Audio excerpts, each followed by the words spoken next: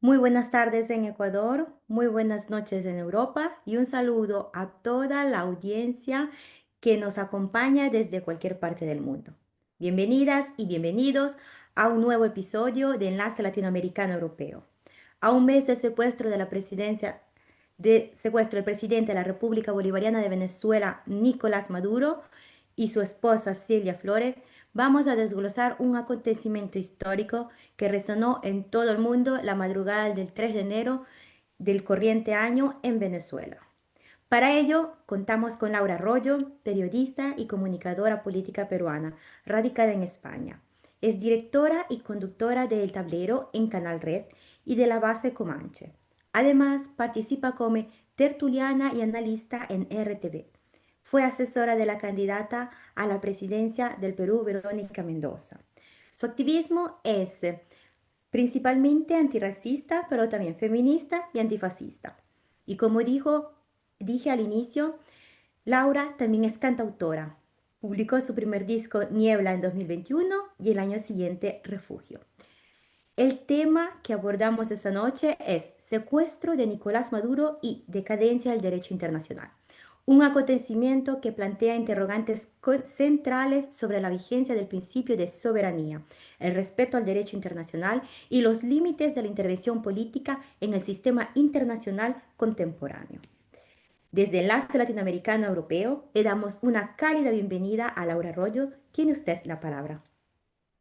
Muchísimas gracias, María, y muchísimas gracias a toda la gente que nos está viendo y se va a ir conectando a la transmisión y sobre todo también gracias a ustedes por organizar este espacio de reflexión común y colectiva en un momento en que las personas migrantes tenemos que hacer y obligarnos, digamos, por hacer espacios de colectividad porque estamos siendo puestos en la diana precisamente por aquellos mismos que secuestraron hace ya un mes y un día a Nicolás Maduro y Cilia Flores, pero también que están fomentando, voy a comentarlo y explicarlo ahora en adelante, esa especie de imperialismo a la Trump que estamos viviendo ahora y que en 2026 ha cobrado una nueva fase, ¿no? Bestializada, que me parece que es interesante poner en el centro. Y por eso estos espacios me parecen importantes y agradezco que estén organizados, que haya mucha gente detrás haciendo ese trabajo de hormiguita, de ponernos a conversar en común, porque me da la impresión de que en estos tiempos donde ocurren muchas cosas, a veces podemos perder el foco de lo que nos estamos jugando y además de lo que no sé si solo tengamos que hacer, sino el diagnóstico correcto de lo que estamos viviendo, ¿no? En los últimos meses, ya desde 2025, desde que Donald Trump asumió por segunda vez la administración en Casablanca, ¿no? La presidencia de los Estados Unidos, mucha gente empezó a ver a Donald Trump como un loco, ¿no? Como un excéntrico, como un presidente excepcionalmente caótico, singular, bestia, problemático y sin duda amenazante. Y todo eso está bien, porque todo eso es verdad.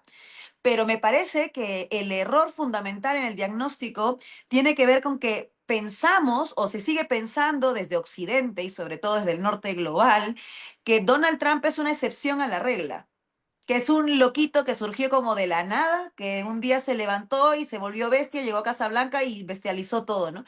Y creo que ese es un error fundamental contra el que tenemos que combatir discursivamente y políticamente en nuestros análisis, porque si no, no vamos a poder vencerlo. Con un mal diagnóstico no puedes arreglar el problema. Si tú te tienen que detectar, tienes cáncer, vas a un médico y no te detecta cáncer, sino te detecta otra cosa, a lo mejor no te vas a poder curar. Pues es exactamente lo mismo que tenemos en este diagnóstico.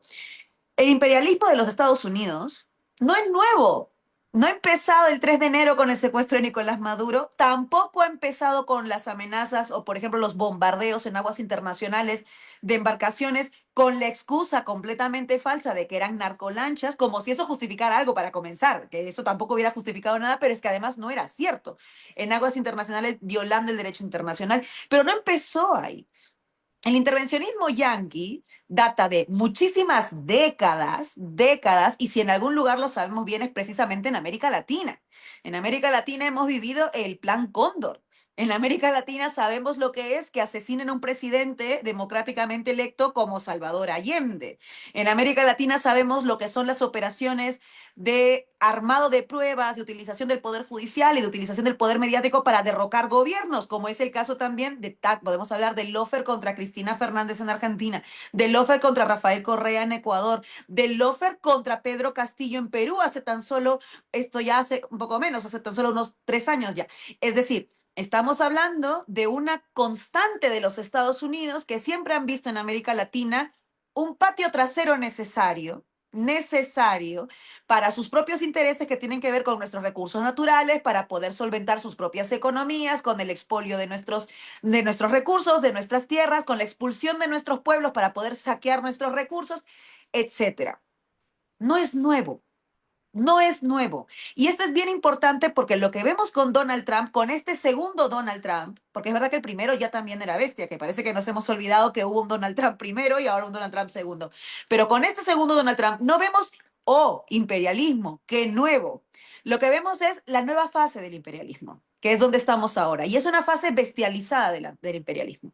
Y esa fase bestializada del imperialismo responde también a una propia agonía interna del modelo actual que ha prevalecido en Occidente durante también, insisto, gran parte del tiempo. Hubo una época, la gente que es un poco mayor lo tendrá un poco más claro, hubo una época donde el capitalismo te prometía cosas. Te prometía el capitalismo que ibas a ser feliz. Te prometía un futuro. Te prometía meritocracia. Si te esfuerzas mucho vas a poder ser millonario como Elon Musk o como Donald Trump. Si te esfuerzas y yo qué sé, y te esfuerzas en ser tú también emprendedor y tu propio jefe y abrir tu propia empresa, podrás ser un ganador del modelo capitalista. ¿Vale? Todo eso demostró ser falso en los hechos. Demostró ser falso en los hechos hace mucho tiempo. Pero hubo un momento donde demostró su particular ruptura, que es en 2020 con la pandemia. Porque de pronto en la pandemia ni siquiera te podía prometer sobrevivir. ¿Cuánta gente se endeudó por no poder acceder a una cama UCI a enfrentar la pandemia? ¿Cuánta gente pasó o no murió por el virus del COVID, sino murió porque la sanidad pública no existía en su país? ¿Cuánta gente vio cómo las farmacias privadas se forraban y llenaban los bolsillos aumentando los precios en un momento en el que la gente estaba necesitando más que nunca medicamentos para paliar al menos los síntomas del coronavirus? ¿Cuántas clínicas privadas demostraron ser las caníbales absolutas del modelo? Y de pronto la gente se empezó a preguntar, oye, ¿la salud no debería ser un derecho? Y en lugar de que algunos pocos lucren con ese derecho, todos deberíamos tener las mismas oportunidades de combatir un virus al margen de la cantidad de dinero que tengo en mi cuenta bancaria o donde nací, etcétera.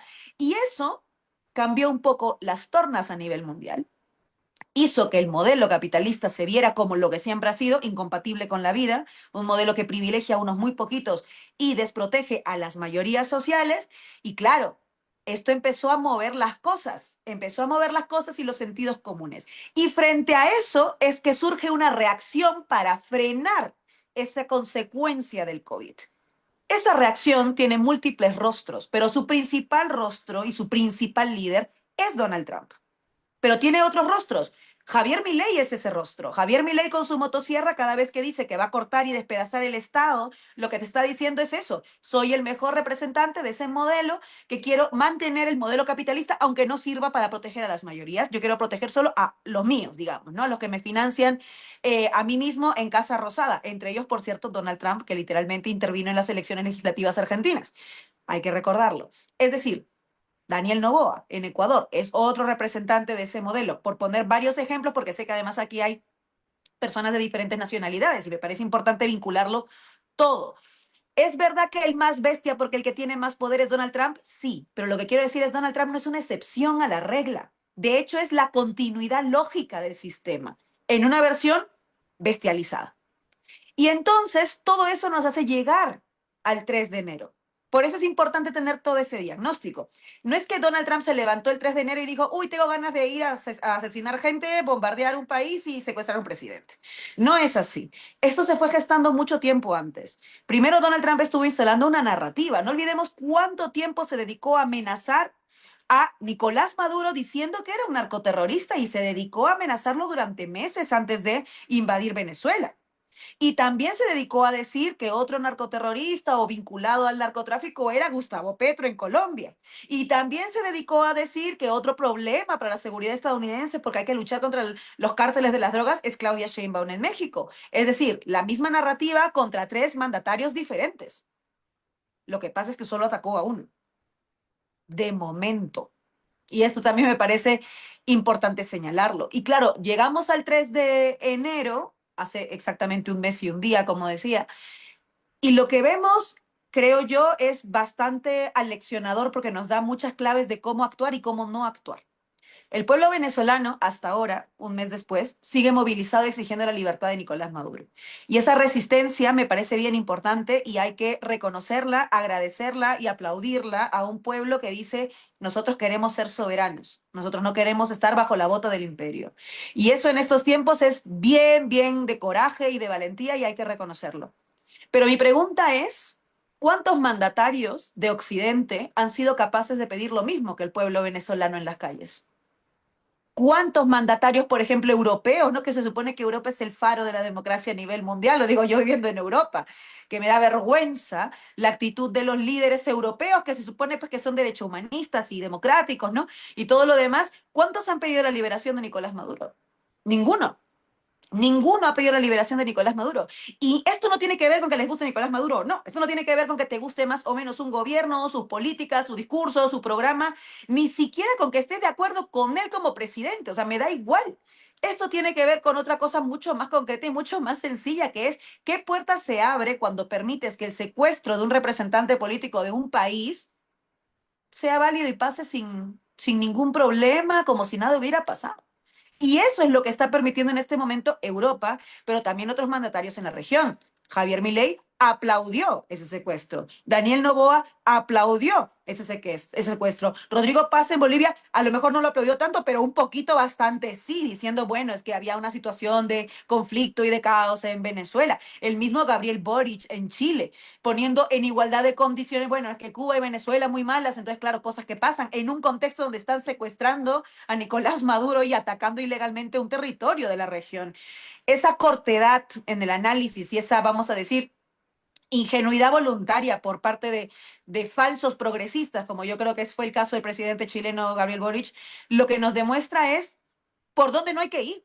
Justo lo contrario, por dónde no hay que ir. Tú no puedes ceder ante las bestias, porque son bestias. Las bestias comen, las bestias depredan, las bestias avanzan. A las bestias se las frena y no se las frena permitiéndoles un poquito, se las frena combatiéndolas con todo lo que tenemos, con las calles, con las instituciones, con las movilizaciones, con la autodefensa, con la solidaridad entre los pueblos. Esto en Latinoamérica además lo sabemos muy bien. Es decir, se las frena de ese modo. Y por eso para mí lo de Maduro es tan importante y un mes y un día después me parece también tan elocuente que no veamos que su libertad sea la principal bandera de Occidente. Y esto es peligroso, porque, insisto, el problema también está en que si tú dejas solo al pueblo venezolano exigiendo su libertad en las calles, estás abandonando un pueblo entero a que se enfrente un pueblo solo a los Estados Unidos. Y este es el otro tema. En nuestra región hay elecciones, las ha habido en 2025 y las habrá varias ahora en 2026 también. Y yo creo que hay una mirada muy corta y bastante ciega si creemos que a Donald Trump se le puede vencer cada país por su cuenta solo que, bueno, en Perú se hacen cargo de cómo lo van a resolver. En Argentina se hacen cargo de cómo lo van a enfrentar. En Chile se hacen cargo de cómo lo van a enfrentar, etcétera, ¿no?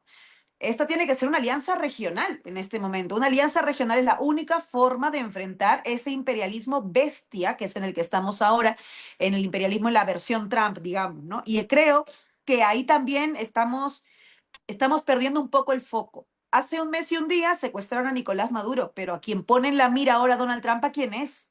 A Cuba. ¿Y dónde están todos los líderes regionales diciendo no puede ser lo que hace Trump amenazando a Cuba? Tampoco se les ve tanto, solo algunos con excepciones. Gustavo Petro, evidentemente, es una de las excepciones más elocuentes y me alegra. Claudia Sheinbaum, que no ha aceptado la vamos a decir, advertencia de Donald Trump de decirle que no puede enviar combustible ni petróleo a Cuba y le ha dicho, usted no me va a decir a quién le voy a enviar o no. Y Claudia Sheinbaum lo tiene mucho más difícil porque geográficamente está en una posición de mayor desventaja con respecto a los Estados Unidos. Está justo en la frontera. Es una situación geopolítica y geoestratégica mucho más complicada para México que para Colombia, por ejemplo, para los países del sur de América. Es decir, pese a todas esas amenazas, algunas voces están haciendo fuerza. El mismo Lula, por ejemplo, que a veces en algunos temas es más tibio y en otros es un poco más duro, con Trump, por ejemplo, sí que se ha plantado también algunas veces. Esto es importante.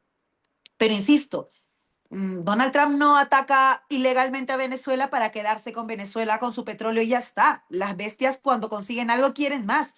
Y por supuesto que le interesa conseguir todo el petróleo venezolano, administrarlo. Lo ha demostrado con su reunión con los principales presidentes o dirigentes de las principales petroleras del mundo directamente. O sea, él ni siquiera disfraza sus intereses coloniales ni imperialistas. Él te lo dice en tu cara. A Donald Trump al menos, si hay que reconocerle una única cosa, es que es honesto como el diablo. Es honesto, te muestra claramente quién es y qué es lo que quiere. Yo quiero petróleo y te digo quiero petróleo. No me interesa la pacificación mundial, la democracia ni nada de esto que antes nos vendían los Estados Unidos, ¿no? Para invadir Irak te decían, no, es que hay que luchar contra el terrorismo. Para invadir Siria te decían, no, bueno, no, es que la seguridad. Siempre había una excusa. Con Trump no hay excusas. Él quiere el petróleo y te dice quiero el petróleo y me voy a meter y voy a atacar un territorio como dice que Venezuela hace un mes. Ya está, sin ningún problema, te lo dice abiertamente. Pero precisamente por eso las izquierdas y sobre todo los pueblos, diría yo, del sur global, tenemos que tener muy claro que frente a un sujeto que va así, a la cara descubierta o a calzón quitado, como diríamos nosotras, hay que enfrentarle del mismo modo, con la misma mordacidad, con la misma ferocidad, con la misma, vamos a decir, elocuencia y fortaleza, porque de lo contrario no tenemos nada que hacer. Y con alianzas interregionales. Y esto es lo otro que me parece bien importante, no solamente porque estamos viendo Cuba, porque estamos viendo Venezuela, porque estamos viendo lo que ocurre en diferentes países, sino porque todo esto tiene una antesala que es de terror y que también hay que ponerla en la foto grande cuando hacemos el diagnóstico. La antesala es Gaza, porque a todo esto parece que nos hemos olvidado. La antesala es Gaza, lo que no hemos visto, sino que seguimos viendo. Lo que pasa es que cada vez menos, porque hay menos información. Pero lo que estamos viendo es un genocidio contra un pueblo por vivir en su territorio, porque el Estado de Israel es un Estado ocupante, ilegal en esas tierras, que ha hecho un sistema de apartheid contra el pueblo palestino, que quiere eliminar, hacer esta limpieza étnica, como la llaman, a un pueblo directamente porque existe y porque resiste. Y eso ha ocurrido bueno, eso ha ocurrido hace décadas. Israel lleva ocupando ilegalmente hace décadas territorio palestino, no solo la Franja de Gaza, por cierto, pero hace décadas, pero se ha agudizado desde 2023, desde octubre de 2023. Y ahí es donde hemos visto todo el genocidio que hemos visto en los últimos años. ¿Y qué ha pasado con los Estados Unidos en ese contexto? Ha sido el principal aval de ese genocidio. Aval económico, aval político, aval internacional. Ha sido un contribuyente a romper el derecho internacional, a quebrar el derecho internacional, a que no exista nunca más ni normas ni fueros internacionales. La ONU tiene la misma validez que yo tengo con mi humilde micrófono en un programa de televisión. Eso es lo que ha pasado con el genocidio en Gaza, que se han acabado las instituciones que garantizaban derechos o algún tipo de norma a nivel internacional que podía poner las cosas en equilibrio, se ha acabado la ONU, el poder hasta del Papa, o sea, todo eso se ha roto completamente con el genocidio contra el pueblo palestino que continúa. ¿Y por qué eso es importante? Porque eso no fue solo Trump, que eso es lo que a mí me da rabia. No, es como Donald Trump, sí, muy malo, muy loco, muy lo que sea. Pero fue Joe Biden el que empezó financiando al Estado de Israel para compra de armas contra el pueblo palestino, lo hemos olvidado. Fue Joe Biden el que empezó ese apoyo después de los hechos de octubre de 2023. Es que estoy hablando de los últimos años nada más. El apoyo que tiene, pues, o mejor dicho, la influencia y el poder que tiene el sionismo en los Estados Unidos y por tanto también en su carrera electoral, en sus representantes en las instituciones políticas, etcétera, es brutal. Ese lobby sionista, que es un lobby asesino, es brutal el poder que tiene.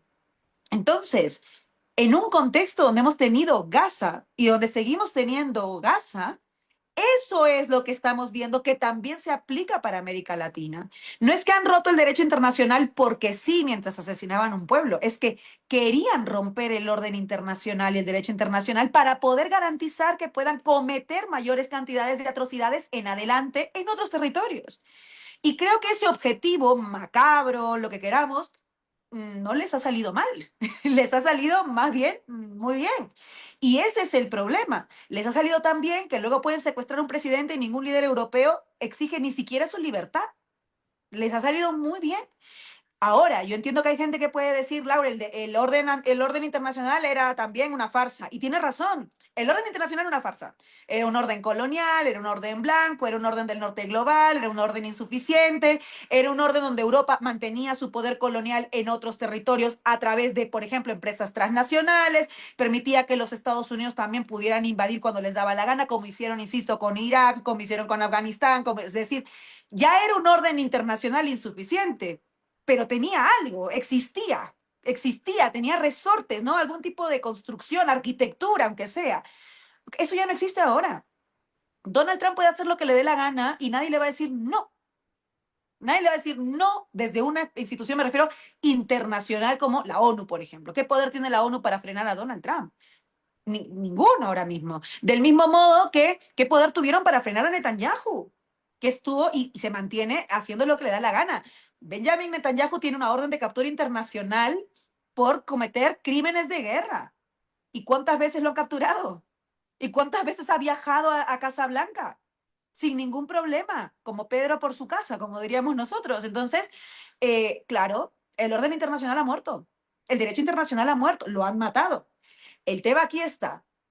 Luego tienes a la gente o a los líderes europeos que también no te dicen nada, no apoyan a Maduro, no defienden realmente la soberanía de los pueblos y acatan y aceptan las órdenes de Donald Trump, aumentando el gasto militar como si el gran enemigo de la humanidad en este momento fuera Rusia, que va a bombardear la casa de la vecina, cuando la verdadera amenaza internacional es Donald Trump y son los Estados Unidos ahora mismo. Esa es la verdadera amenaza. Bueno, claro, ellos te dicen que hay que volver al orden internacional anterior, hay que recuperar el camino, el retorno, te dicen. Pues ese también es un problema, porque no necesitamos retornar a nada, no hay nada a lo que retornar. Necesitamos construir un nuevo tipo de orden internacional, porque siempre ha habido desorden internacional. Y lo que pasa es que han terminado de matar ese desorden en este proceso de bestialización imperialista a lo Trump, y ahora lo que necesitamos es construir un nuevo orden realmente democrático, plebeyo, popular, que realmente sea anticapitalista, porque estamos viendo que eso es un problema en este momento. El capitalismo es lo que justifica, entre comillas, el saqueo de los recursos, el expolio de los territorios, la expulsión de los pueblos e incluso las políticas de deportación y asesinato que estamos viendo de las ICE, por ejemplo, en los Estados Unidos, en Minnesota, en Minneapolis, ahí vemos varios ejemplos. Todo está conectado. Todo está conectado y por eso, porque es un gran proyecto de una internacional reaccionaria en este momento, con Trump en el norte, con Milei en Argentina, lo que será Cast seguramente en Chile, con Noboa en Ecuador, lo que podría convertirse Paz en Bolivia, que tiene pinta, con Vox en España, o con Isabel Díaz Ayuso en España, que es lo mismo en realidad, con el AfD en Alemania, es decir, tienen gente preparada en todos lados, lo tienen claro, pues frente a esa amenaza, tiene que haber una alternativa y la alternativa no puede ser volvamos a donde estábamos, porque lo que estábamos ya era Biden comerciando con Israel para que cometa un genocidio. A eso es donde estábamos. No hay a dónde volver. Hay algo que construir. Y eso que puede sonar súper difícil es en realidad una grieta de esperanza, porque este es el momento decisivo donde construimos un gran frente internacionalista antifascista que frene a estos sujetos. Entendiendo que antifascismo no es solo escribir un tuit, no es solo decir, ay, qué feo, cómo han secuestrado a un presidente. No, antifascismo supone enfrentar a Donald Trump en todo y exigir la liberación de Maduro, exigir el fin del bloqueo contra una isla como Cuba que resiste hasta ahora de manera heroica. A nivel internacional creo que es el mejor ejemplo de resistencia de un pueblo que les molesta mucho por eso, porque resiste. Es ese momento en que construimos otro tipo de alianzas, como digo, internacionalistas, porque esto no se va a resolver cada uno dentro de sus fronteras, y hacerlo con vehemencia, con audacia, con fortaleza. Yo creo que estamos en ese momento y que la ventaja y la señal buena es que estamos viendo resistencias. Desde Rojava, como estamos viendo hace poco, el mismo pueblo palestino que se resiste a ser exterminado, y eso también es digno de aplaudir y hay que aprender de esas resistencias, pero también como vemos en los pueblos originarios chilenos, por ejemplo, que tampoco han permitido que se les borre del mapa directamente y exigen derechos, o las familias de las asociaciones de familiares de víctimas en Perú que no están de acuerdo y no dejan de exigir justicia por los asesinados en el inicio de la dictadura de Boluarte, que ahora continúa con Gerí, o también los represaliados en Ecuador por exigir derechos a Daniel Noboa. Es decir, hay resistencia en todos lados, hay focos de resistencia en todos lados. Lo que necesitamos es articular esas resistencias que ya existen, articularnos en las resistencias que ya existen y construir ese otro orden posible, que no solamente es posible, sino que es profundamente necesario. Y yo creo que estamos en ese contexto y eso es lo que este mes y un día de secuestro de Nicolás Maduro me parece a mí que nos debería hacer pensar, ¿no? Ese diagnóstico de que Trump no es una excepción, sino una continuidad histórica lógica de un modelo que siempre ha sido depredador, que siempre ha sido injusto, que siempre ha sido desigual y que para combatirlo necesitamos combatir el modelo y no solamente sacar a Donald Trump porque mañana puede venir otro que haga exactamente lo mismo si se mantiene el mismo modelo y están en la misma crisis que es donde están ahora. No olvidemos que el fascismo siempre ha sido la herramienta que ha utilizado el capital en los momentos de crisis. Y es en un momento de crisis como en el que estamos ahora donde han activado nuevamente al fascismo, que son sus perros de presa, para poder hacer el trabajo sucio y recuperar el orden que el capitalismo ha perdido, ¿no? No permitamos que nos hagan esa trampa, porque ya sabemos cómo funciona, y más bien despertemos desde esa articulación internacionalista y colectiva, que yo creo que es algo que podemos lograr en este momento, ¿no? Y yo diría que esas son como las intuiciones que me parecía importante plantear aquí, y ahora estoy abierta a que, pues, si hay preguntas o sugerencias o ideas, porque me encanta conversar y de pensar en colectivo, pues, bienvenidas.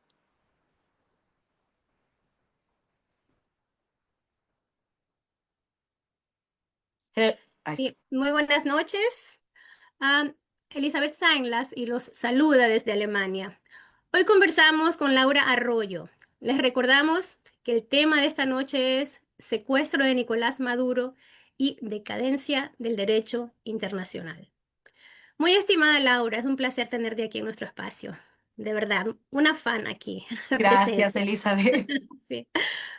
Bueno, a mí me gustaría comenzar preguntándote acerca de las tensiones internas en los Estados Unidos. Tú Mm. ya nos has dado una panorámica de los actuales acontecimientos, muy acertado. Am, y a mí me gustaría realmente observar un poquito o girar el foco hacia la interna, ¿no? Porque claramente hay políticas de migración, ¿no? Actualmente, tú también mencionaste acerca del ICE. Y Sí. esas políticas de migración pues tienen como resultado niños abandonados, familias destrozadas, niños raptados, incluso esposados, apresados, niños, ¿no? Y personas asesinadas que muestran su resistencia, como tú bien decías. Lo bueno es que se está viendo también resistencia. Sí. Incluso a la interna de Estados Unidos ha habido gente que ha mostrado su resistencia y ha pagado con su vida. Am, bueno, ¿por qué? Porque osan también proteger o tal vez defender a migrantes, imagínate, ¿no? Que son acosados por esas policías o esos paramilitares que son los del ICE, ¿no? Oh, ya, ahora yo me pregunto, ¿consideras tú que estos temas a la interna influyen de alguna manera en la forma Mm. en que la administración de Trump ha actuado en el plano exterior? Me parece muy importante esa pregunta, Elizabeth, porque a la interna Trump lo tiene difícil. Y esto es bien importante. Se le ha fracturado no solamente la interna popular, por ejemplo, con Minneapolis, Minnesota, ¿no? En ebullición, en huelgas generales, cierre de comercios, manifestaciones multitudinarias, enfado en las calles, incluido con algunas muestras de resistencia como las Black Panther que se quieren reactivar, aunque ahora tienen otro nombre, que son los Black Lions, etc. O sea, pero a lo que me refiero es, hay muchas fórmulas de resistencia a eso, pero también con la victoria de Zohran Mamdani. La victoria de Zohran Mamdani como alcalde de Nueva York tiene directa relación con las políticas antivida, podemos llamarlas, de Donald Trump directamente. Es decir, todo eso ha fracturado la interna de los Estados Unidos social, podemos decir, política y social, pero ojo, el mismo movimiento MAGA también está fracturado, ¿eh? Y esto es bien importante, y esto se nota especialmente en los últimos días, que yo estoy siguiendo mucho con la tercera tanda que ha salido hace tan solo unos días, el viernes pasado, de los millones de documentos Epstein. Porque claro, esto para a una persona como para mí, que yo creo en los derechos humanos, me parece una ridiculez que tengas que esperar a que salgan esos documentos para darte cuenta que estos eran unos violadores, pedófilos, ¿no?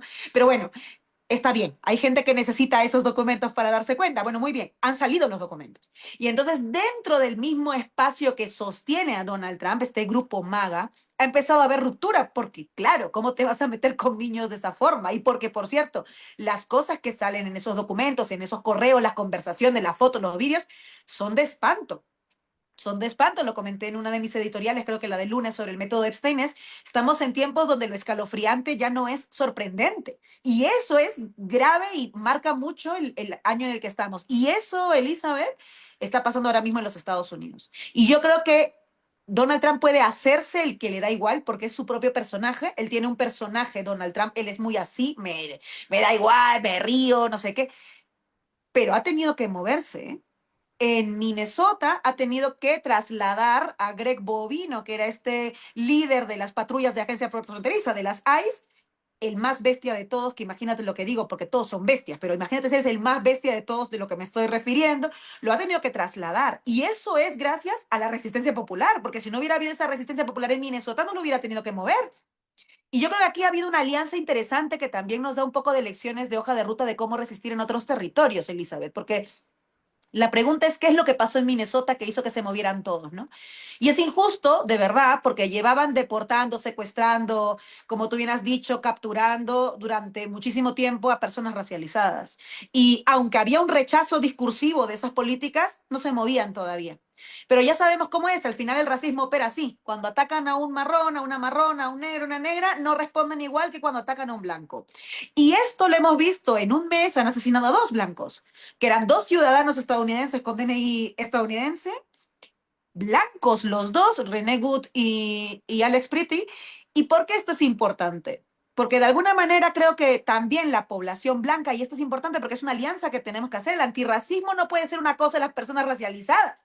El antirracismo tiene que ser una cosa de todos y de todas, al margen de tu blanquitud, como siempre digo, pues ese es el tema. Que en ese contexto donde asesinaron a dos blancos, a dos estadounidenses, dijeron, uy, la blanquitud tampoco nos va a salvar. El DNI estadounidense tampoco nos va a salvar. Hablar súper bien nativo inglés tampoco nos va a salvar. ¿Qué es lo que nos va a salvar? Y ahí está la clave.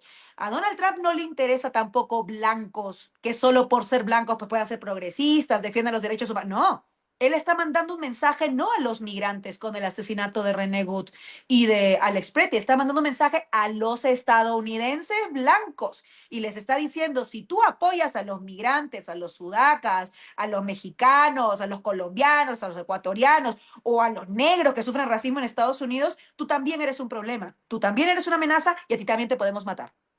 Y ese mensaje es lo que ha hecho que se una un frente interracial antifascista en los Estados Unidos, en concreto en Minnesota, también en Nueva York hay algunas expresiones, es verdad, pero en concreto en Minnesota.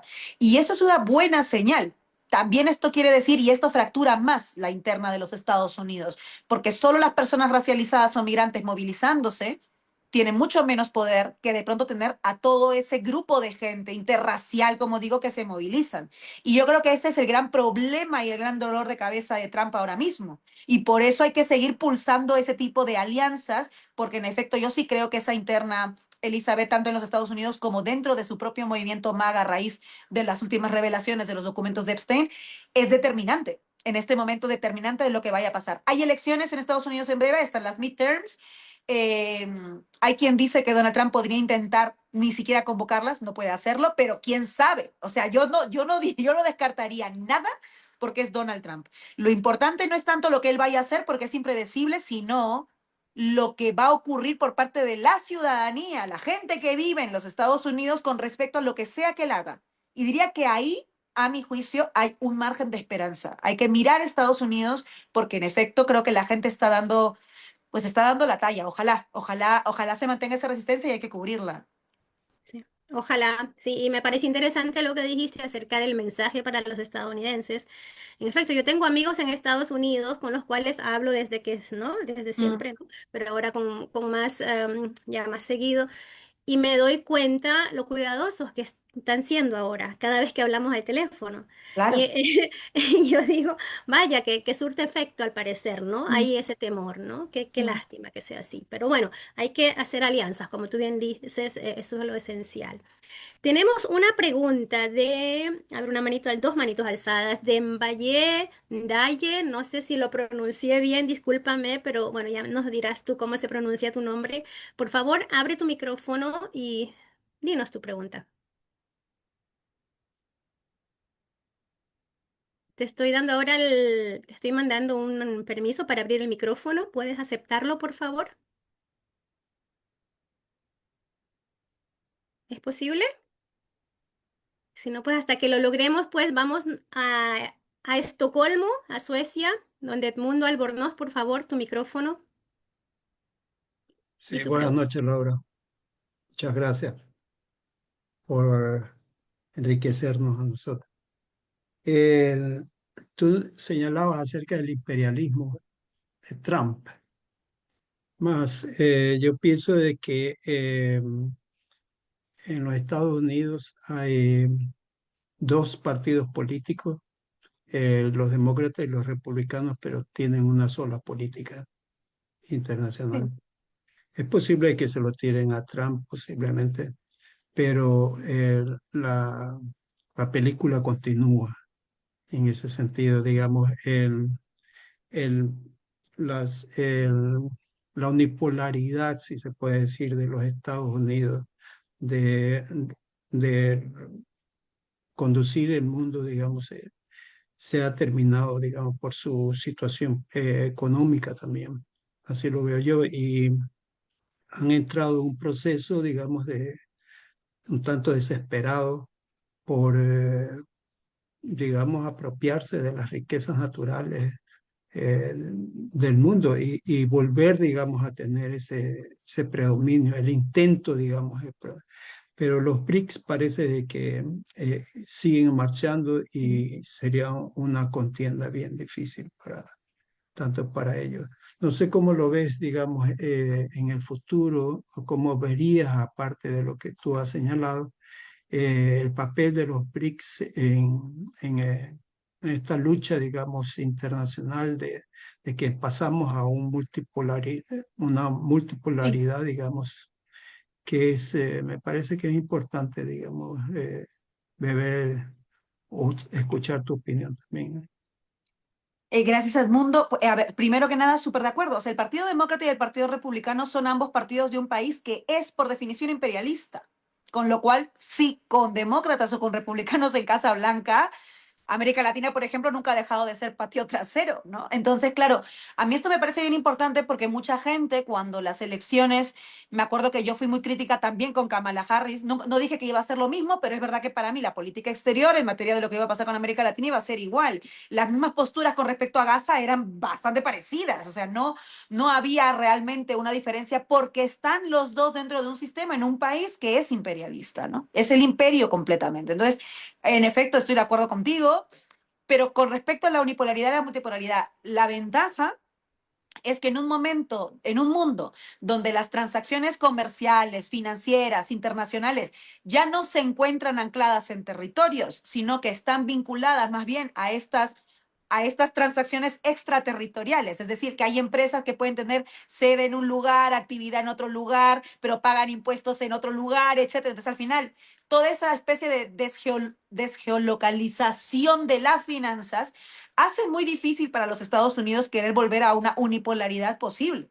Eso es una ventaja en este nuevo momento o sea, la globalización también fue financiera, la globalización también fue comercial y esto a Estados Unidos también le jugó en contra, evidentemente. Pero, ojo, y esto me parece bien interesante, lo leí en un artículo de Ángel Ferrero para Diario Red, que lo recomiendo, porque claro, el hecho de pensar que la multipolaridad por sí misma es positiva también es un riesgo. O sea, el hecho de pensar que solo porque haya multipolaridad no va a haber colonialismo es falso. También puede ser una trampa. La multipolaridad puede ser perfectamente imperial. De hecho, durante mucho tiempo se han turnado el imperialismo tanto por un lado los Estados Unidos como Europa. Europa ha sido imperialista en términos financieros, comerciales, muchísimo tiempo con los territorios del sur global. ¿Qué es Francia con los territorios de África? ¿Qué es España con países como Perú, por ejemplo?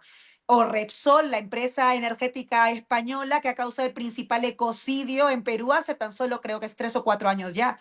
Es decir, en ese momento no les molestaba mucho el imperialismo porque todos sacaban su tajada del imperialismo. Entonces la multipolaridad por sí misma no es necesariamente ni justa ni anticolonial. Puede ser igual de colonial, puede ser igual de opresora. Y entonces a lo que me refiero es que o sea, creo que este es un momento para abrir mucho los ojos y defender una multipolaridad que en efecto, de la mano de los BRICS, yo creo que los BRICS son una buena puerta para esto, construya otra forma de construcción de multipolaridad también que sea anticolonial, justa, inclusiva, que busque una cuestión, vamos a decir, más de igualdad y fraterna con los pueblos del sur global. Yo creo además que es el tiempo del sur global hace mucho tiempo. Yo diría que es el momento en que el norte está en el sur en este momento, ¿no? Y creo que hay que también mostrarlo y defenderlo de ese modo. Y creo que en esto yo no voy a defender que China no sea imperialista también o que pueda hacerlo. No lo voy a decir, pero es verdad que es diferente a los Estados Unidos. Es evidente. Y creo que eso también hay que decirlo.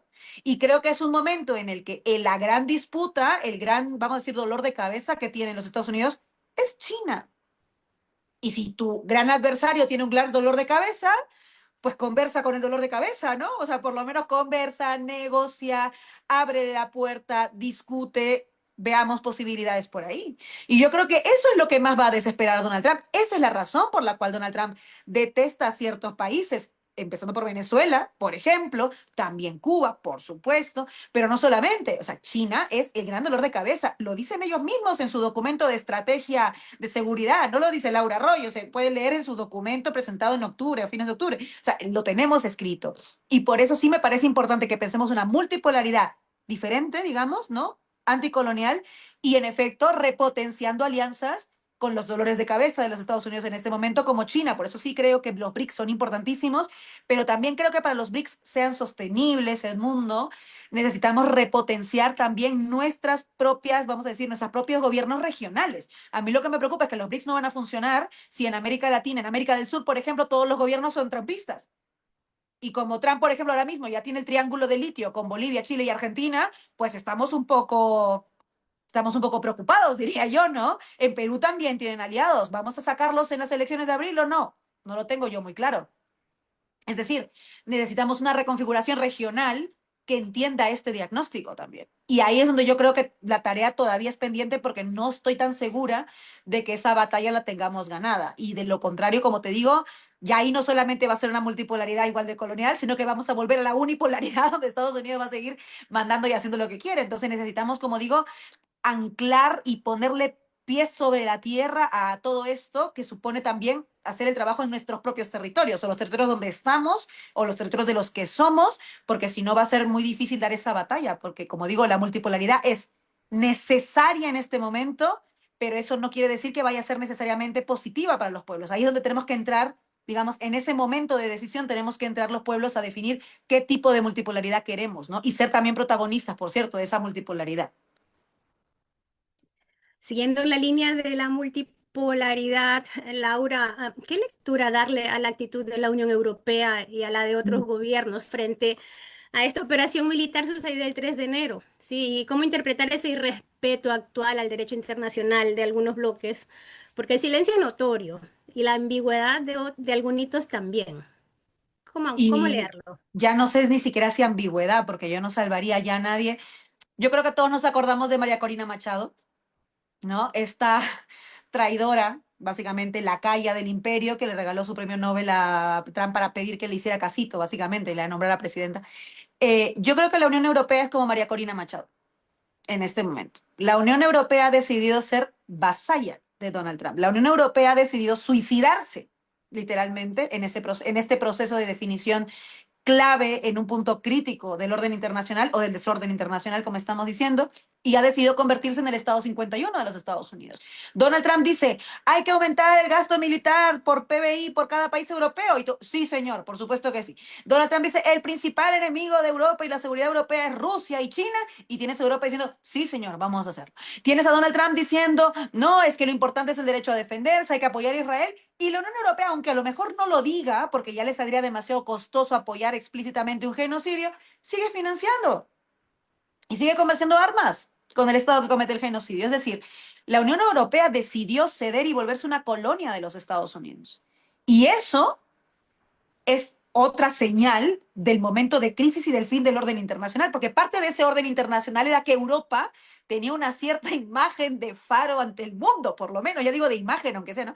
De faro, de garantía democrática, la Europa de los valores, la Europa de la Segunda Guerra Mundial, la Europa antifascista, por lo menos podía vender esa marca, digamos, aunque no te la creyeras mucho, te la podía vender en el discurso incluso, ¿no? Y a veces de cuando en cuando con alguna política, pues no, pues ya no. Y eso es lo que hace también que Donald Trump sea más fuerte. O sea, vamos a poner dos fotos en contexto.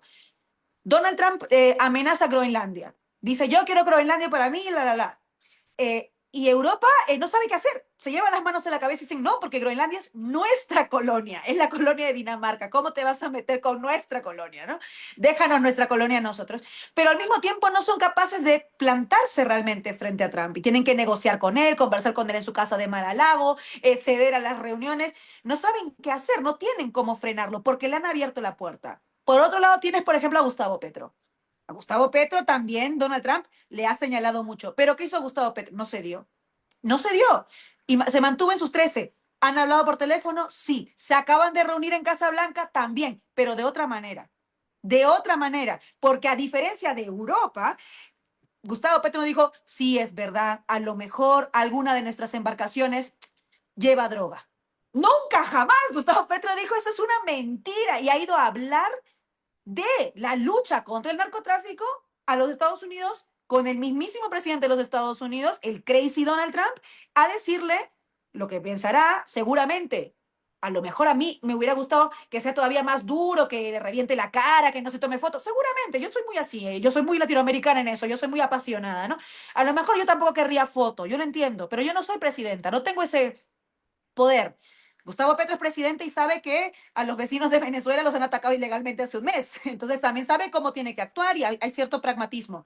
Pero no es lo mismo a todos los líderes europeos que se sentaron con Donald Trump y Donald Trump en la foto sale como el profesor dictándole clase a los alumnos, mientras que con Gustavo Petro se sienta al lado de igual a igual. Esa es la diferencia. Entonces tú tienes una forma de hablar con Trump y otra forma de hablar con Trump. Y como dirían los jóvenes en los videojuegos, choose your fighter, ¿no? Pues yo prefiero más a un Gustavo Petro que se enfrenta así que a una Europa que ya no se puede enfrentar porque ya pasó ese momento. Europa ya eligió ser vasalla. Ahora, todo lo que quiere hacer para cambiar eso parte por reconocer que se equivocó para comenzar y todavía no lo han hecho. Todavía no lo han hecho. Y siguen y se mantienen en la idea de pensar que hay alguien con quien dialogar y que hay algún lugar al que retornar. Y yo creo que esa ceguera europea es también parte del gran problema en el que nos encontramos de que el orden internacional se ha muerto, porque Europa también lo ha matado, Europa también lo ha sepultado. Y creo que eso es bien importante de cara a las personas que vivimos en Europa, por ejemplo, ¿no? Para saber que nuestros líderes europeos no están a la altura, pero los pueblos europeos sí, diría yo, que han estado saliendo a las calles a manifestarse por el pueblo palestino, pese a que los reprimían, los identificaban, los capturaban, les hacían todo tipo de acciones de represión al movimiento pro-palestino. Lo he vivido incluso aquí en España, donde han identificado en las manifestaciones en las calles a cuánta gente que ahora tiene que pagar un montón de dinero en procesos judiciales absurdos por hacer activismo por los derechos humanos. En la España del presidente de izquierda, Pedro Sánchez, para que vean la vergüenza de lo que estoy hablando, bueno, esa es Europa.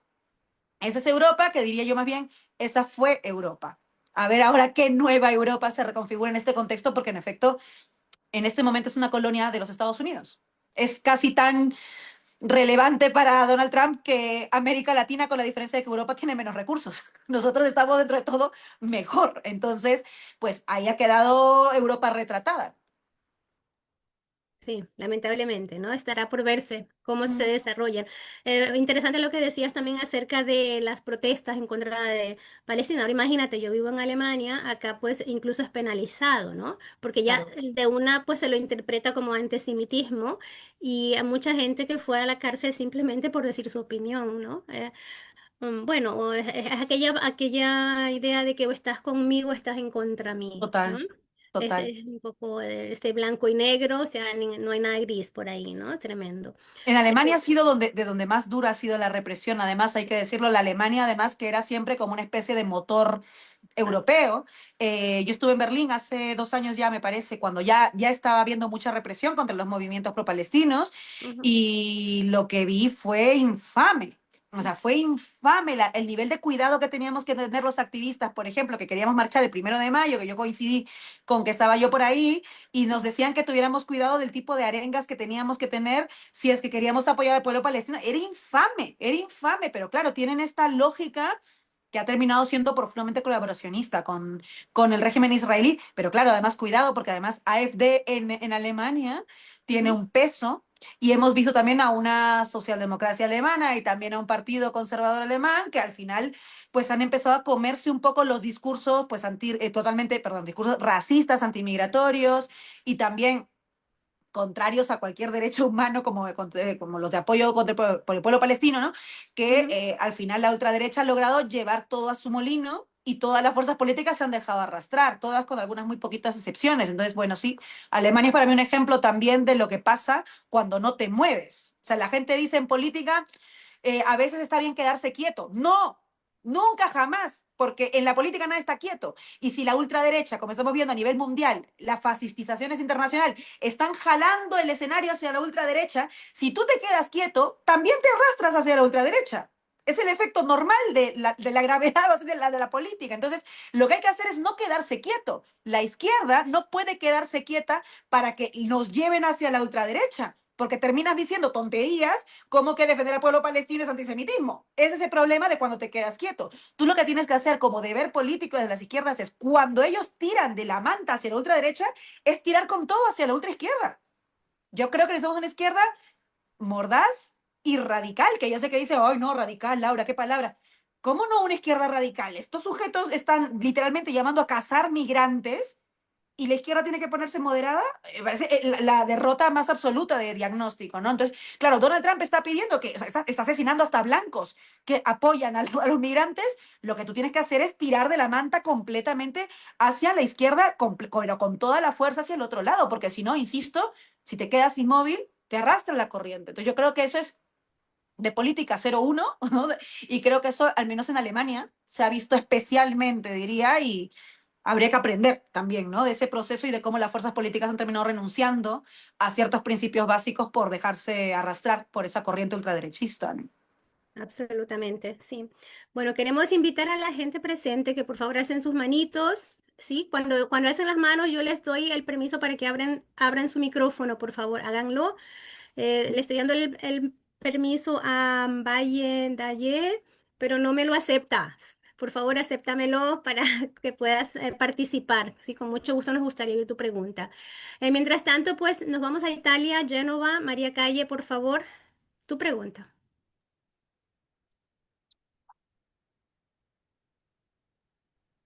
Ok, buenas noches. Gracias nuevamente por estar en nuestro espacio. Y bueno, vámonos un poquito a lo artístico y también acerquémonos a los jóvenes, porque aquí hay un punto clave y están los jóvenes. Parafraseando el Premio Nobel de Literatura Gabriel García Márquez, los más recientes 5 siglos de la historia latinoamericana y caribeña bien podrían definirse como 500 años de soledad, de amargura, sin cuento, de injusticia, violencia y dolor. Eh, Venezuela es un ejemplo más de lo que el imperialismo americano, aunque sí cambian las formas, sigue usando América Latina según sus intereses. ¿Qué piensa usted de las declaraciones que los artistas como Bad Bunny, Billie Eilish tuvieron Mm. al premio de Grammy Awards? Porque quizás por la primera vez estamos viendo que están yendo más allá del papel del éxito, muy joven y todo lo que el famoso sueño americano vendía. Ujú.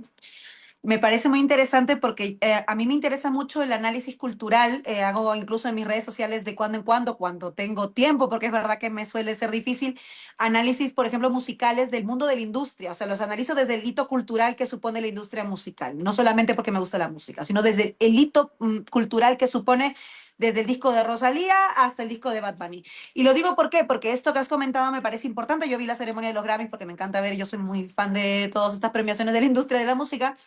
Y es verdad que hay mucha gente que reclama, ¿no? Y dice, deberían hacer más. Y estoy de acuerdo, siempre deberíamos hacer más, ¿eh? Yo misma. Todos deberíamos hacer más.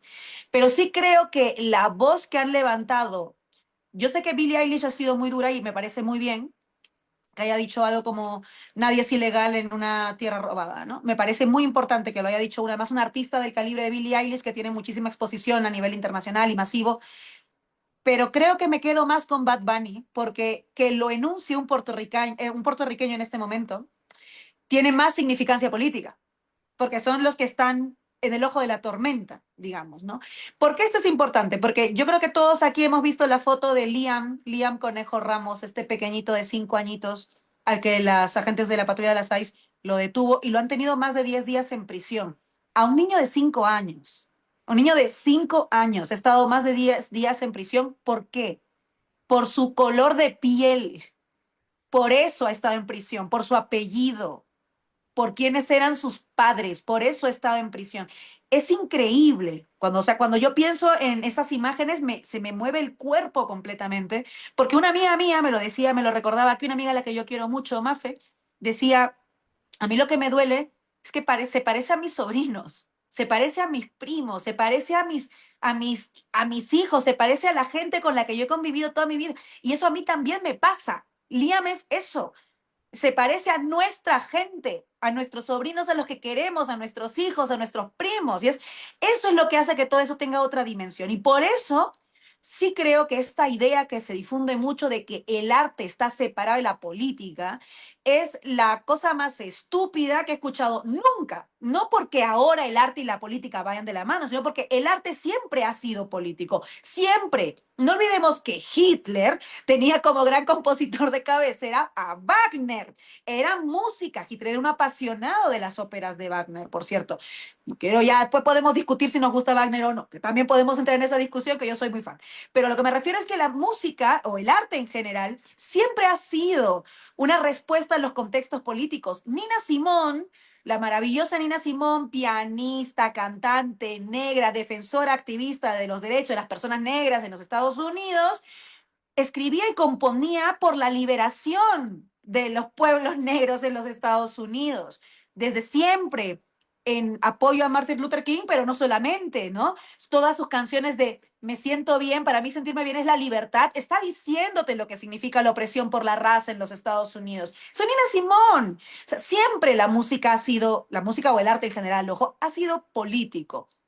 Y en estos tiempos, esta idea neoliberal, el neoliberalismo nos ha vendido la idea de que tú puedes separar las agendas, ¿no? Si tú luchas por la vivienda, eres activista de la vivienda y no puedes ser activista por nada más. Si tú luchas en un colectivo antirracista, pues solo eres antirracista y no puedes luchar por la vivienda. Si tú luchas por los derechos de la infancia, pues solo luchas por los derechos de la infancia, pero ni por la vivienda ni por el antirracismo. Si tú luchas, y es como nos separan en un montón de agendas, porque entonces perdemos peso, perdemos fuerza, cuando todas las agendas están juntas, porque probablemente una persona racializada tenga más problemas de vivienda, precisamente por las condiciones racistas de una sociedad. Y esa misma persona tenga más problemas para conseguir trabajo. Y por lo tanto sus hijos, o sea, las infancias, tengan más problemas para acceder a derechos. Es decir, todas las luchas están siempre interconectadas. Y por eso creer que el arte se puede separar de la política es tan perturbador, porque los artistas son personas. Los artistas son sujetos políticos. Y por eso que en un contexto como en el de Estados Unidos, además en concreto, donde las ICE están asesinando a blancos por proteger o defender a población migrante y deteniendo y asesinando a migrantes y personas racializadas por serlo directamente, qué importante es que un puertorriqueño diga ICE out y diga nosotros no somos ni asesinos, ni amenazas, ni aliens, somos personas y somos americanos. Qué importante, qué importante. Ahora, ¿cuál es el problema? Que claro, esto luego tiene costes. O sea, no sabemos qué costes tiene, pero tiene costes. Conozco a mucha gente que por el pueblo palestino nunca dijo absolutamente nada, entre ellas Rosalía. No dijo absolutamente nada, ni siquiera se manifestó un poquito para decir, yo qué sé, fin al genocidio. Mira que esto es algo súper tibio y súper pequeño. Nada, con toda la plataforma que tenía. De hecho, se dedicó a hablarnos en su nuevo disco de El retorno a los valores cristianos y qué sé yo. O sea, a lo que me refiero es que el arte siempre describe una realidad y se posiciona con respecto a la realidad que describe. Y ver que en los Grammys, que es una plataforma de muchísima exposición masiva, hay un discurso así, es bueno. ¿Es suficiente? No, pero es bueno. Y eso también hay que ponerlo en valor porque este es el momento en el que necesitamos ese tipo de expresiones de apoyo por todos lados. Y sobre todo que venga además de gente que se parece a quienes están sufriendo lo que están sufriendo. O sea, para mí que Bad Bunny lo haga es importante porque Bad Bunny canta en español, ha ganado con un disco que es solo en español, y que además va a hacer ahora el concierto del medio tiempo del Super Bowl solo en español, y eso en este momento es revolucionario, lo cual también nos habla del horrible momento en el que estamos, donde cantar en español se ha vuelto revolucionario. Miren cómo hemos involucionado para que digamos que cantar en español es revolucionario en los Estados Unidos. Qué vergüenza que estemos ahí, pero es donde estamos. O sea, también hay que como ser conscientes de esa es la foto, porque esa es la foto. Pero como digo, pues en tiempos de crisis, desde todas las trincheras y también las trincheras del arte hay que mover, porque el arte llega de otras formas, que no llega a lo mejor un discurso político. El arte, o sea, para mí la música es tal vez la herramienta de transformación política más potente, porque toca fibras que no toca la racionalidad de un discurso político. Y creo que eso es muy, muy importante y está habiendo muchas muestras de resistencia desde el arte en todo el sur global, por cierto, y eso también hay que ponerlo en valor. Cazzu, Bad Bunny, Lido Pimienta, hay tantos ejemplos de artistas que en este momento están respondiendo en este momento de crisis y de orden internacional, que yo digo, ahí también hay un poquito de esperanza. El arte tampoco está callado. Escuchemos, consumamos artistas que están poniendo el cuerpo desde su arte para denunciar lo que pasa. Hagámoslo con conciencia también nosotros como usuarios y démosle menos peso a quienes pues están no utilizando sus espacios para decir absolutamente nada, que eso también creo que hay que denunciarlo. Es también nuestro deber, ¿no? Como consumidores de arte. Sí, me gustaría darle la palabra a quien tiene la manito alzada, pero a ver, sí, quisiera ver, yo estoy enviando ahora un mensajito, hay que darle OK, que dice por favor encender el micrófono. Hay que darle OK y entonces se enciende el micrófono. Vaya, ya ves, sí, sí, por favor. Simplemente darle OK al mensajito que le aparece en la pantalla. Dele el OK para que se abra el micrófono. Va con el ratón hacia allá, con el cursor y le da OK. ¿Es posible? Está difícil al parecer. Es que no hay otra manera de darle la palabra. No hay otra manera. Estoy enviando el mensaje. Luego aparece en la pantalla un mensaje y hay que darle OK con la flechita. Qué pena. Al parecer no es posible. ¿No se Al lo puede parecer no es hacer posible, por sí. interno No, la persona? lamentablemente no, yo no lo puedo ¿No? hacer desde ¿Qué acá. hace de host? Disculpa, una pregunta. María, ¿lo puedes hacer tú? ¿Le puedes abrir el micrófono? Estoy tratando de abrir el micrófono porque a mí también me sale la misma opción. Lo que yo sí Sí. nomás podía decirle es al señor que si deslice la pantalla con el dedo verso derecha, porque creo que es teléfono y ha de ser con un teléfono. Si lo logra hacer, activamos el micrófono y si no, le pedimos gentilmente que tenemos la chat y lo siento mucho que no pueda decirlo de persona, puede escribirlo directamente en la chat que nosotros la remitimos y la hacemos leer de la moderadora el mensaje o la pregunta que tenga a disposición en Daye. Gracias. Pruebe Sí, nuevamente a deslizar en la pantalla porque ya lo hemos probado y a ver si puede hablar a ver si tranquilamente. funciona. Si no, puede escribirlo Exacto, directamente esa en la sería la chat. última posibilidad. Gracias, María. Sí. Bueno, yo diría para ir cerrando ya, estimada Laura, me gustaría otra vez retomar el tema del secuestro del presidente Maduro, ¿sí? Desde tu mirada periodística, ¿sí? Mm. ¿Cómo ves tú la cobertura en torno a estos hechos?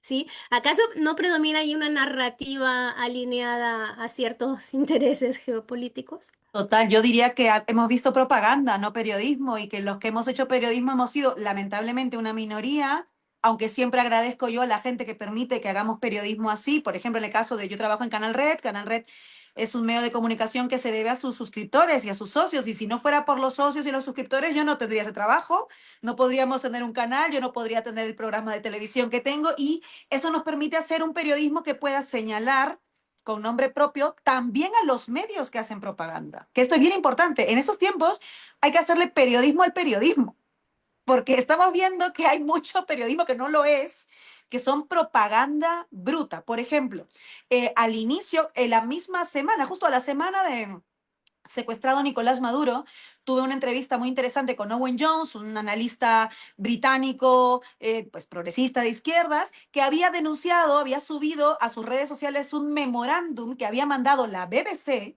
un medio público británico, la BBC, a todos sus periodistas, y les había sugerido una hoja de ruta para el tratamiento de la noticia del secuestro de Nicolás Maduro. ¿Y cuáles eran esas guidelines que les habían mandado a los periodistas de la BBC? Que intentaran no utilizar la palabra secuestro y les daban opciones, le daban ideas. Puede usted usar captura, extracción, aprender a Nicolás Maduro. O sea, me pareció tan infame, pero lo interesante aquí fue que había una prueba, porque imagínate cuando no hay prueba, ¿eh? Imagínate lo que no vemos, cómo es. Bueno, Owen Jones publica esto en sus redes sociales, lo contactamos del equipo del Tablero en Canal Red y le hago una entrevista que, por cierto, si la quieren ver, está en YouTube. Y la entrevistó y le digo, cuéntanos esto. Y claro, nos cuenta la infamia de cómo la BBC, que también habría cubierto el genocidio contra el pueblo palestino, no usando la palabra genocidio, usando siempre la versión del Estado de Israel, que a mí me encanta ese periodismo de versiones. O sea, ¿cómo periodismo de versiones? O sea, yo qué sé, Edmundo me dice, Laura, no llueve. María me dice, Laura, sí llueve. Y yo en el titular pongo, pues algunos como Edmundo dicen que llueve y otros como María dicen que no. Ese es el titular de mi noticia. ¿Pero qué clase de periodismo es ese? No, o sea, tengo que ver, llueve o no llueve, y tengo que decir, el mundo miente cuando dice que, ¿sabes? O sea, tengo que decir la información. Bueno, no. La BBC se dedicó a difundir además la versión del Estado de Israel y convenientemente nunca tenía la versión de las autoridades palestinas. Maravilla, casualidad, la versión se perdía en los rincones de la investigación. Y con el caso del secuestro de Nicolás Maduro, lo mismo. Bueno, lo mismo. Y encima, sugerencias a sus periodistas, que ya sabemos lo que significa que tú sugieras desde la dirección de un medio a tus periodistas. Nunca es una sugerencia. Estás directamente diciendo cómo hay que tratar una noticia. Y que quieran hablar de captura en lugar de secuestro es muy importante, porque un secuestro es un delito, una captura no. Es muy importante qué palabra utilizas. Si tú dices captura, la puedes hasta justificar. Capturó a Nicolás Maduro porque es un dictador. Capturó a Nicolás Maduro porque no presentó las actas. Capturó a Nicolás Maduro porque se resistió a viajar a los Estados Unidos. Y puedes inventarte cualquier cosa porque es una captura. Pero si es un secuestro, es un delito. Entonces, si tú dices que lo han secuestrado, no puedes justificar. Y eso es lo que un montón de medios, ¿no? Yo te cuento la BBC porque la BBC es evidente porque mandó un memo para sus periodistas, pero ¿cuántos medios de comunicación occidentales han utilizado la palabra captura y la siguen usando hasta ahora? O captura, no, no, en España hay medios que han hablado del derrocamiento de Nicolás Maduro. Es infame, porque derrocar es un término ya hasta más político, casi parece que el pueblo lo ha sacado y lo ha enviado en un avión a Estados Unidos, ¿no? Es infame. Y a eso añádele también que en Caracas hay movilizaciones que exigen la libertad de Nicolás Maduro y que repudian lo que ha hecho los Estados Unidos el 3 de enero, que no aparecen en los medios. No aparecen en los medios. Y son marchas multitudinarias que no aparecen en los medios. O Cuba. Cuba la semana ha estado con las calles llenitas de gente en contra de las amenazas de los Estados Unidos. ¿En cuántos medios occidentales los hemos visto? Los podemos contar seguramente con las dos manos. Y eso, a lo mejor hasta con una. Medios grandes, me refiero de muchísima difusión masiva, porque yo sé que en las redes sociales sí está habiendo comunicación popular, podemos decir, ¿no? Influencers que están narrando lo que pasa, y está bien, necesitamos eso. Pero claro, luego tenemos que los dueños de las mismas redes sociales son también tecnoligarcas que apoyan a Donald Trump, que estuvieron en su juramentación, entonces sus algoritmos censuran también esa información. O sea, al final, ese capitalismo siempre, ¿no? Haciéndose cargo de que la narrativa que tú tengas, o sea, la realidad que tú creas que existe, sea la que les conviene a ellos que existe. Y en esa realidad, Nicolás Maduro no ha sido secuestrado, sino ha sido capturado. En esa realidad, el pueblo palestino en realidad es terrorista, todo el pueblo palestino. En esa realidad inventada, Cuba se merece, o ni siquiera se mueve Cuba frente a las amenazas. En esa realidad alternativa, los migrantes en Estados Unidos sí somos un problema, ¿no? Y creo que por eso, en estos tiempos, hay que hacerle periodismo al periodismo. Hay que hacerle periodismo al periodismo, hay que hacer análisis de medios. Y también para ponernos un poco la responsabilidad, porque creo que en esos tiempos también todas tenemos que asumir una responsabilidad política en tiempos de este tipo de crisis, y creo que nos tenemos que obligar a nosotras mismas a tener educación mediática. Es decir, que nosotras cuando leamos un medio seamos más críticas de lo que habitualmente éramos. A lo mejor mi madre y mi abuela no les hacía falta tener ese tipo de educación mediática o de esforzarse tanto porque los medios en esa época a lo mejor contaban una cierta verdad, tampoco siempre contaban, siempre los intereses de los medios estaban en función de los dueños de la imprenta, siempre lo hemos sabido, pero en esta época es todavía más grosero. Y entonces en esta época creo que todas tenemos que hacer nuestro propio ejercicio de educación mediática y de pedagogía mediática a los nuestros, a nuestras amigas, a nuestros hijos, a nuestra gente, la familia, para todos saber que cuando leemos algo, ¿quién lo está diciendo? ¿Desde dónde lo está diciendo? ¿Por qué lo está diciendo? ¿Cómo lo está diciendo? ¿Y qué no me está diciendo? Porque todo esto es muy importante, lo digo como periodista, ¿no? Porque para mí es frustrante. Es frustrante como periodista ejercer el periodismo en estos tiempos donde el periodismo se merece la deslegitimación que tiene. Porque no está haciendo periodismo, muchas veces está haciendo propaganda, pero creo, precisamente porque amo mi carrera, amo mi oficio y me encanta lo que hago y le veo el valor en estos tiempos, que tenemos también que hacer ese trabajo y hacerle periodismo al periodismo. ¿No? Hay que hacerle ahora más que nunca periodismo al periodismo y denunciar las portadas infames, las palabras que se usan, la narrativa que construyen, y eso lo tenemos que hacer juntos, porque solamente nosotros, pues también hablando al vacío no va a funcionar. Entonces, si nos ayudamos entre nosotras y difundimos esto, creo que es importante. Y saber que cuando ves un titular de la BBC, lo está redactando alguien que está apoyando a Donald Trump de facto en su narrativa de que Nicolás Maduro fue capturado en lugar de secuestrado, y lo mismo con respecto al pueblo palestino, y así detectar también, pues en Alemania qué medios hacen eso, en Italia qué medios hacen eso, en Bolivia, en Ecuador, porque en todos lados hay medios que son los propagandistas del capital, y hay que saber cuáles son para también consumir otros que sepamos que, bueno, intentan por lo menos hacer un trabajo honesto, porque el periodismo es fundamental en estos tiempos para la resistencia, para la justicia. En épocas de sociedades mediatizadas, la disputa política está en los medios de comunicación, y por eso es tan importante que seamos también medios, es decir, canales que difundamos información que de verdad lo es y no solo propaganda. Así que sí, para mí es fundamental tener el ojo puesto en los medios, e invito a que ustedes también le hagan periodismo al periodismo, porque creo que eso es algo que tenemos que hacer también los que consumimos periodismo, o sea, también los que somos lectores o receptores de ese ecosistema mediático, y difundir cuando algo está siendo propagandístico y cuando algo de verdad pues está contando una visión alternativa, por una visión real de los hechos, ¿no? Sí, hacerle periodismo al periodismo, me quedo con esa frase. Finalmente, estimada Laura, para despedirnos, ¿qué mensaje le darías a quienes siguen la situación de Venezuela en esta etapa post-Maduro? Pues lo primero sería que no dejen de hacerlo, porque ya hemos visto lo que pasa cuando también los medios se encargan de ocultar la información, y va pasando el tiempo, de pronto se deja de hablar de ciertos temas. Hubo un momento en el que estábamos hablando todos del pueblo palestino, todos de la Franja de Gaza, todos del genocidio. ¿Y qué pasó? De pronto, de pronto ya no está en la agenda pública.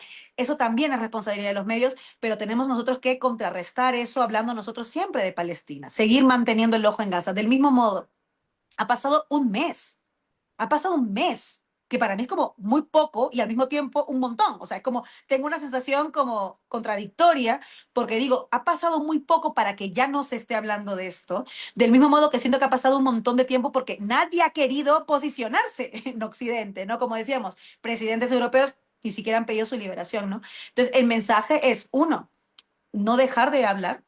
O sea, creo que este es el momento en el que no se puede dejar de hablar del secuestro de Nicolás Maduro y del ataque ilegal a Venezuela. Porque no es solamente el secuestro de una persona, que es muy importante, sino que es también la invasión de un territorio. Y Venezuela es la puerta de entrada a América Latina.